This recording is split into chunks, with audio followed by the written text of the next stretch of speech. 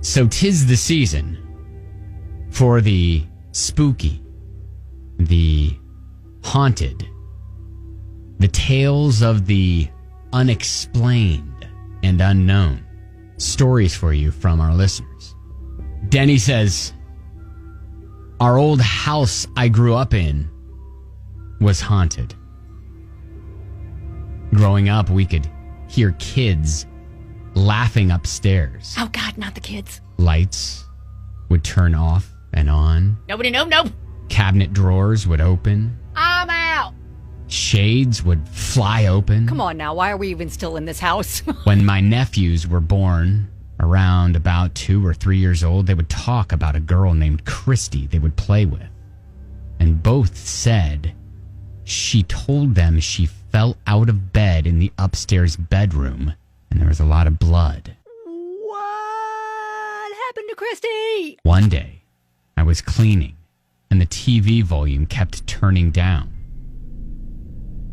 I called in my older nephew at the time and asked if I was alone in the room. He told me no, and that Christy was sitting by the television. I'm done. I told him to tell her in a bold but polite way to leave the TV alone. He said she got sad and went back out the back door.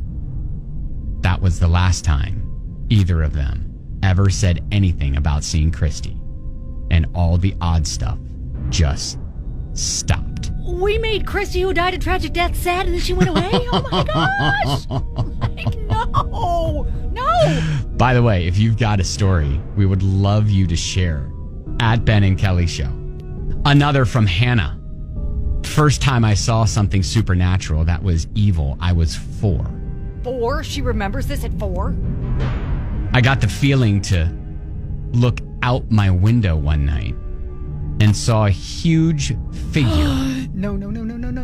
Ash gray in color, standing by my parents' car. It looked at me with glowing eyes. Mommy? And I ran back to bed. I could hear the gate open and footsteps.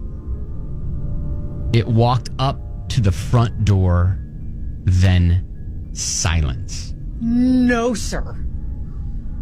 I had my blanket over my head, and when I looked, it was on the wall by me and lunged at me. And this person's 4? 4. All night, it just paced along the wall, blocking me from the exit until the sun came up and it disappeared. I still see spirits randomly, but none as malevolent as that one.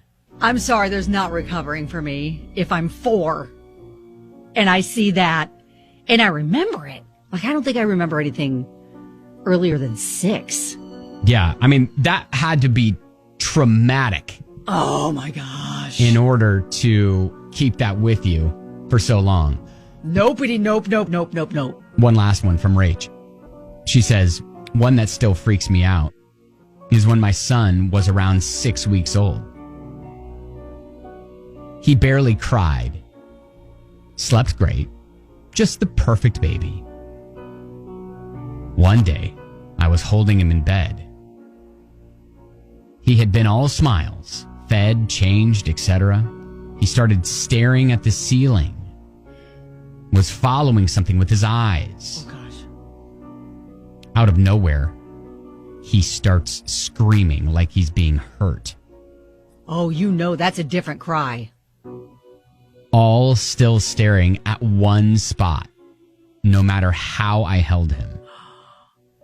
He would move his head to look. I left the room. And after a few minutes, he stopped and fell asleep.